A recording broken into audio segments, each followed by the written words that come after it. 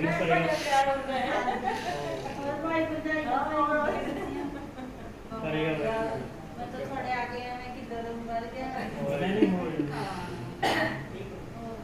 हो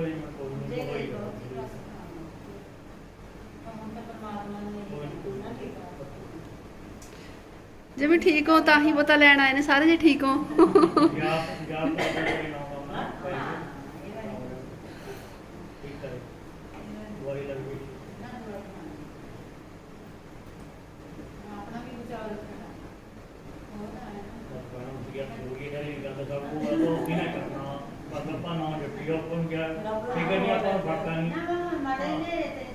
चलो भैन देखो ये तो हरी लेवल बनया हुआ है जब बनना नहीं हो तो तेरे दिन में भी हो जाना किचन चला फिर चलाओ बड़ा मोटा तेरा भाई इन्ना बीमार रहा ज्यादा ਜਿਹਦੇ ਨਾਲ ਉਹਨੂੰ ਗੁੰਦਾ ਇੰਨਾ ਠੀਕ ਹੋ ਗਿਆ ਤੇ ਜਾ ਫਿਰ ਬਣਾਉਣਾ ਵੀ ਗੁਰਦੁਆਰੇ ਜਾਂਦਾ ਰਾਣੀ ਕਹਿੰਦੇ ਹੀ ਮਾਸਟਰ ਜੀ ਤਾਂ ਜਾਓ ਸਾਹ ਕੌਣ ਕਰਦਾ ਮੈਂ ਜਾਂਦੇ ਵੀ ਤਸੱਲੀ ਹੋਈ ਮੈਂ ਕਿਹਾ ਮੈਂ ਤਾਂ ਚੱਲ ਇੰਨੀ ਉਹ ਨਹੀਂ ਗਾਣੇ ਮੈਂ ਨਹੀਂ ਚਲੋ ਹੋਰ ਰੱਖ ਲਾ ਹੋਰ ਨਾ ਅੰਗ ਸੰਗ ਹੁਣ ਆਪਾਂ ਕਹਿ ਕੇ ਜਾਂਦੇ ਹਸਪਤਾਲ ਚਾਰੀ ਡਰਦੇ ਨਹੀਂ ਮੈਂ ਨੂੰ ਅੰਗ ਸੰਗ ਤੇ ਸੱਚੇ ਬਾਤ ਵੀ ਪਤਾ ਹਾਂ ਆ ਵੀ ਕਿਹਨੇ ਜਿਹੜਾ ਬਣਾਉਣਾ तीन दिन दस हैं जो मुझे बस कोई नहीं बाजे लाने में नहीं पहुंच ऊपर लेन ज्यादा हो जाओ और जो हमारा वो है ही है हां उन्हें इतना में ज्यादा हो जाओ और बेचारे नु मेरे और कहना मैं तो भूखे ना क्या ना गर्मी जाएगा क्या और क्या हां डर से उतरा है तो बेरामी हो बेरामी रहमा है भी बहुत हां तो फिर रास्ता ही नहीं मिलता उस दिन जाम लग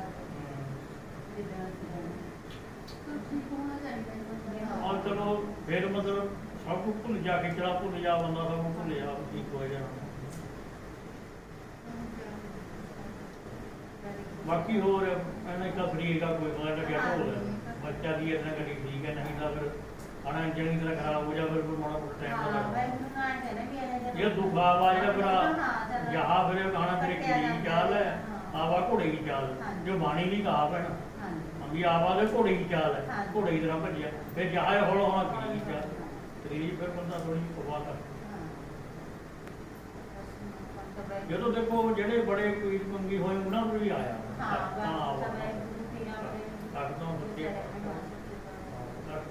चलो देखो आ जाए फिर चले जाए कोई वो नहीं होगा तो संसार है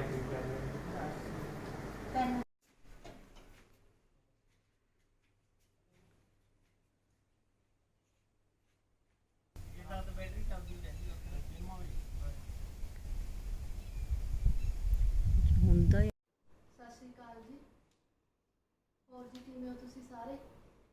बाकी सानूं बहुत खुशी हुई है कि मम्मी ठीक हो गया अपने।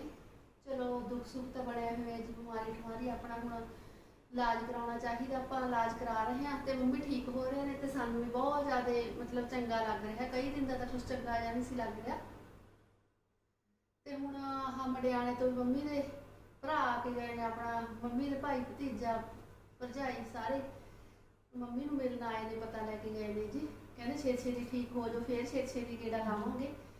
फिर अंकल गल्लां करन लग गए मम्मी नाल हस रहे सी कहंदे हुण अजकल दे ना खाने दाने एवें दे ने जी पहले जमानिਆਂ ਦੇ ਵਿੱਚ ਕਹਿੰਦੇ ਚਾਟੀਆਂ ਦੇ ਵਿੱਚ ਲੱਸੀ ਰਿੜਕਦੇ ਹੁੰਦੇ ਸੀ ਆਪਾਂ ਕਹਿੰਦੇ ਸੀ ਚਾਟੀ 'ਚ ਲੱਸੀ ਰਿੜਕਦੇ ਆ ਤੇ ਉਸ ਤੋਂ ਬਾਅਦ ਆਪਾਂ ਜਿੰਨੀ ਕੁ ਪੀਣੀ ਹੈ ਬਾਕੀ ਜਿਹਨੇ ਬਚਦੀ ਸੀ ਕੋਈ ਸਿਰ ਨਹਾ ਲੈਂਦਾ ਸੀ ਕੋਈ ਮੱਝਾਂ ਨੂੰ ਪਾਉਂਦਾ ਸੀ ਡੋਲ ਦਿੰਦੇ ਸੀ ਕਿਉਂਕਿ ਦੂਜੇ ਦਿਨ ਤਾਜ਼ੀ ਬਣਾਉਣੀ ਹੁੰਦੀ ਸੀ।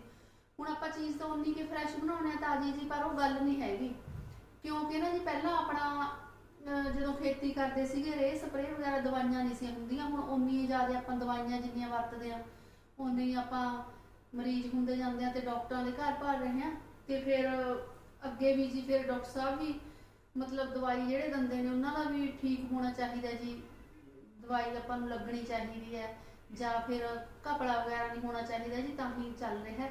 नहीं तो फिर देखो जे आप अपने रे स्प्रे तो बिना भी देखो सब्जियां भी आप खा रहे हैं सारा कुछ फिर भी जो आप कणक जीरी नहीं होंगी अपन स्प्रे करनी पैंदी है पर हुण आपां नूं अलग तो भी बीजनी चाहिए जी कणक जीरी जिहदे मतलब कोई स्प्रे वगैरह ना होवे ते सब्जियां फिर गल आ जाती है चलो आप कणक ते नहीं स्प्रे करांगे जीरी ते नहीं अपने जोगी बीज लांगे पर जिहड़ी बीज के आप बेचांगे जी वो तो कोई खाऊगा ना कोई इंसान तो खाऊगा जी उन्होंने भी फिर कोई भी दिक्कत आ सकती है। ਤਾਂ ਇਹ ਰੇ ਸਪਰੇ ਆਪਾਂ ਨੂੰ ਤਾਂ ਹੀ ਕਰਨੀ ਪੈਂਦੀ ਹੈ ਖੇਤਾਂ 'ਚ, ਕਿਉਂਕਿ ਆਪਾਂ ਕਹਿੰਦੇ ਆਪਣਾ ਪੂਰਾ ਨਹੀਂ ਪੜਦਾ ਹੈਗਾ ਵੀ ਸਾਡੇ ਫਸਲ ਵੱਧ ਹੋਵੇ। ਉਹ ਜਿੰਨੀ ਆਪਾਂ ਰੇਹਾਂ ਸਪਰੇਹਾਂ ਵਰਤਦੇ ਹਾਂ ਜੀ, ਆਪਾਂ ਜਿਹੜੀ ਫਸਲ ਵੇਚਣ ਜਾਂਦੇ ਉਹ ਕੋਈ ਖਰੀਦਦਾ ਉਹਨੂੰ ਵਰਤਦਾ, ਰੇ ਸਪਰੇ ਹੀ ਆਪਾਂ ਨੂੰ ਖਰਾਬ ਕਰ ਰਹੇ ਨੇ। ਚਾਹੇ ਉਹ ਕਣਕ ਹੈ, ਚਾਹੇ ਉਹ ਸਬਜ਼ੀ ਹੈ, ਹੁਣ ਦੁੱਧ ਹੀ ਲਾ ਲਓ, ਚਾਹੇ ਆਪਾਂ ਕਹਿੰਦੇ ਆਪਾਂ ਮੁੱਲ ਨਹੀਂ ਦੁੱਧ ਲਵਾਂਗੇ, ਆਪਾਂ ਘਰ ਦੀ ਮੱਝ ਰੱਖ ਲਾਂਗੇ, ਪਰ ਮੱਝ ਨੂੰ ਜਿਹੜਾ ਚਾਰਾ ਪਾਵਾਂਗੇ, ਕੋਈ ਬਰਸੀਨ ਬੀਜਾਂਗੇ, ਕੋਈ ਚਰੀ ਬੀਜਾਂਗੇ, ਉਹਦੇ ਉੱਤੇ ਵੀ ਸਪਰੇ ਵਗੈਰਾ ਹੋਊਗੀ, ਨਹੀਂ ਫਿਰ ਮੱਛਰ ਖਾ ਜਾਂਦਾ ਜੀ। ਫਿਰ ਉਹੀ ਸਪਰੇ ਮੱਝਾਂ ਦਾ ਖਾਣਾ ਬਣ ਜਾਂਦਾ ਤੇ ਉਹ ਆਪਾਂ ਨੂੰ ਦੁੱਧ ਦਿੰਦੀਆਂ ਨੇ, ਜਿੱਥੋਂ ਆਪਾਂ ਕਹਿੰਦੇ ਵੀ ਦੁੱਧ ਪਿਓਰ ਹੋਣਾ ਚਾਹੀਦਾ, ਫਰੈਸ਼ ਹੋਣਾ ਚਾਹੀਦਾ। ਤਾਂ ਕਰਕੇ ਆਪਣੇ ਖਾਣੇ ਦਾਣੇ 'ਚ ਵੀ ਕਈ ਵਾਰ ਨੁਕਸ ਰਹਿ ਜਾਂਦਾ, ਜਿਹੜਾ ਆਪਣਾ ਬਿਮਾਰੀਆਂ ਦਾ ਕਾਰਨ ਬਣ ਜਾਂਦਾ। ਤੇ ਆਪਾਂ ਹੁਣ ਬੜੇ ਹੋ ਕੇ ਤਾਂ ਆਪਾਂ ਸਮਝ ਜਾਂਦੇ ਹਾਂ ਜੀ ਤਲਿਆ ਹੋਇਆ ਨਹੀਂ ਖਾਣਾ, ਜੇ ਉਹ ਬੱਚੇ ਤਾਂ ਨਹੀਂ ਸਮਝਦੇ ਹੈਗੇ। ਕਈ ਵਾਰ ਨਾ ਆਪਾਂ ਅਗੜੀ ਦੁਗੜੀ ਚੀਜ਼ ਨਾਲ ਅਪਸੈਟ ਹੋ ਜਾਂਦੇ ਆ। ਤੇ ਫਿਰ ਡਾਕਟਰ ਸਾਹਿਬ ਨੇ ਤਾਂ ਦੱਸਿਆ ਵੀ ਆਪਣਾ ਸਿੰਪਲ ਹੀ ਖਾਣਾ ਖਾਣਾ ਹੈ, ਮਤਲਬ ਜਿਵੇਂ ਹੁਣ ਦਲੀ ਜਾਂ ਖਿਚੜੀ ਵਗੈਰਾ ਜਾਂ ਹੋਰ ਕੁਛ ਦਿਨ ਖਾਣਾ ਮੰਮੀ ਨੇ। ਉਸ ਤੋਂ ਬਾਅਦ ਕਹਿੰਦੇ ਆਪਣਾ ਨੋਰਮਲ ਰੋਟੀ ਪਾਣੀ ਖਾਇਆ ਕਰੋ, ਕੋਈ ਗੱਲ ਡਰ ਨਹੀਂ ਹੈਗਾ ਜੀ। ਤੇ ਦਵਾਈ ਤਾਂ ਆਪਾਂ ਪ੍ਰੋਪਰ ਲੈਂਦੇ ਰਹਾਂਗੇ। ਤੇ ਤੁਸੀਂ ਸਾਰੇ ਭੈਣ ਭਾਈ ਸਾਡੇ ਨਾਲ ਹੋ ਜੀ, ਤੁਹਾਡਾ ਬਹੁਤ ਸਾਰਿਆਂ ਦਾ ਧੰਨਵਾਦ। ਜਿਉਂ ਮੰਮੀ ਦੀ, ਜਿਵੇਂ ਹੁਣ ਬੇਟੀ ਆਈ ਸੀ ਕੱਲ, ਅੱਜ ਮੰਮੀ ਦੇ ਭਰਾ ਆ ਗਏ, ਚਲੋ ਮਿਲ ਗਿਲ ਕੇ ਕੁਛ ਹੋਰ ਫਰਕ ਪੈ ਜਾਂਦਾ। ਕਿਵੇਂ ਲੱਗਿਆ ਨਾ ਤੁਹਾਨੂੰ? ਬਹੁਤ ਅੱਛਾ ਲੱਗਿਆ, ਠੀਕ ਲੱਗਿਆ। ਮੰਮੀ ਕਹਿੰਦਾ ਮੈਨੂੰ ਬਹੁਤ ਵਧੀਆ ਲੱਗਿਆ। ਤੇ ਹੁਣ ਨਾ ਕਈ ਵਾਰ ਸਾਰਾ ਦਿਨ ਪਿਆ ਨਹੀਂ ਜਾਂਦਾ, ਕਹਿੰਦੇ ਪੈ ਕੇ ਨਾ ਢੂਹੀ ਦੁਖਣ ਲੱਗ ਜਾਂਦੀ ਹੈ, ਤਾਂ ਕਰਕੇ ਜੀ ਫਿਰ ਹੁਣ ਬੈਠ ਜਾਂਦੇ ਨੇ ਢੂ ਲਾ ਕੇ। ਅਸੀਂ ਤਾਂ ਕਿਹਾ ਵੀ ਕੁਛ ਪਿੱਛੇ ਗਦੈਲਾ ਕੁਛ ਜ਼ਿਆਦਾ ਰੱਖ ਦਿੰਦੇ, ਕਹਿੰਦੇ ਨਹੀਂ ਟੇਢਾ ਜਿਹਾ ਹੋ ਕੇ ਬੈਠਣਾ ਠੀਕ ਲੱਗਦਾ।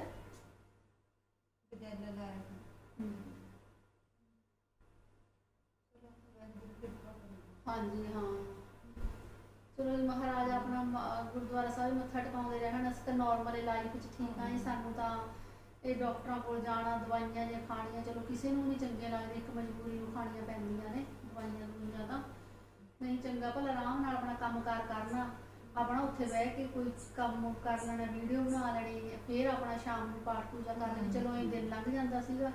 ਹੁਣ ਕੁਛ ਦਿਨ ਅਪਸੈਟ ਹੋਣ ਕਰਕੇ ਜੀ ਉਹ ਰੂਟੀਨ ਜੀ ਨਹੀਂ ਰਹੀ ਹੈਗੀ, ਬਸ ਇੱਧਰ ਉੱਧਰ। ਠੀਕ ਹੈ ਜੀ। ਫਿਰ ਇਹੀ ਹੈ ਵੀ ਜਿਹੜੀ ਖੇਤੀ 'ਚ ਆਪਾਂ ਖਾਣਾ ਦਾਣਾ ਬਣਾਉਂਦੇ ਹਾਂ, ਖਾਂਦੇ ਹਾਂ, ਇਹ 'ਚ ਕੋਈ ਆਪਣੇ ਤੋਂ ਹੀ ਕਮੀ ਰਹਿ ਜਾਂਦੀ ਹੈ, ਜਿਹੜਾ ਆਪਾਂ ਨੂੰ ਮਰੀਜ਼ ਬਣਨਾ ਪੈਂਦਾ। ਚਲੋ ਠੀਕ ਹੈ ਜੀ, ਫਿਰ ਹੁਣ ਆਪਾਂ ਅਗਲੀ ਵੀਡੀਓ 'ਚ ਫਿਰ ਮਿਲਦੇ ਹਾਂ ਜੀ। ਸਾਰਿਆਂ ਨੂੰ ਪਿਆਰ ਭਰੀ ਸਤਿ ਸ਼੍ਰੀ ਅਕਾਲ।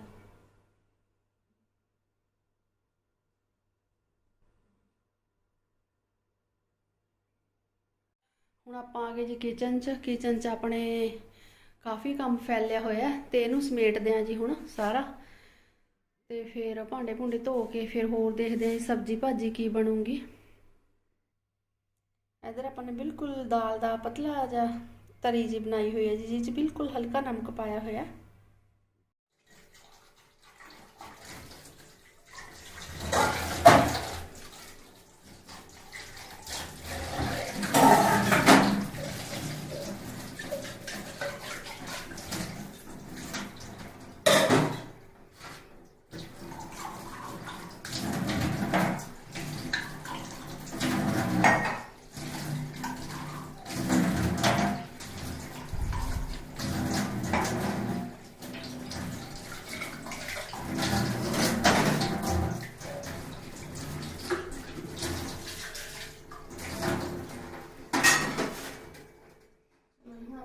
ਕਰਦੇ ਆ।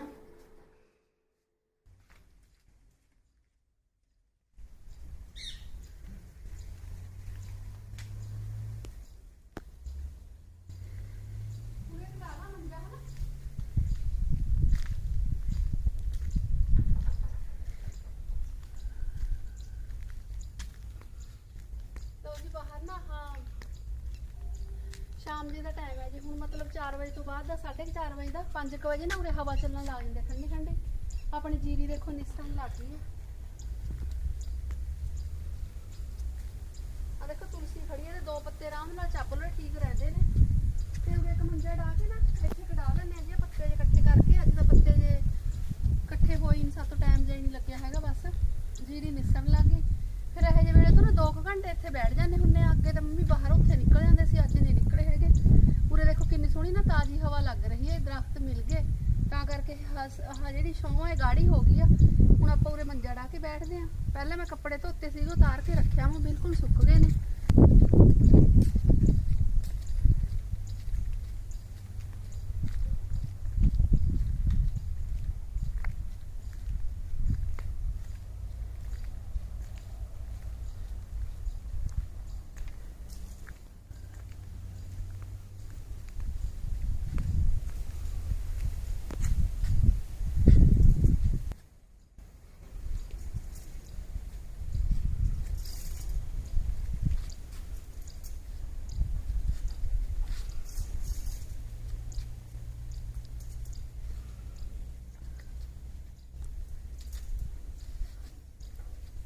ਹੈ ਜੀ, ਫਿਰ ਆਪਾਂ ਅੰਦਰ ਨੂੰ ਚੱਲਦੇ ਹਾਂ ਕੱਪੜੇ ਤਾਰ ਕੇ। ਤੇ ਧੁੱਪ ਸੋਹਣੀ ਸੀਗੀ, ਅੱਜ ਐਨ ਸੁੱਕ ਗਏ, ਸਲਾਬੇ ਜਿਹੇ ਨਹੀਂ ਹੋਏ ਹੈਗੇ।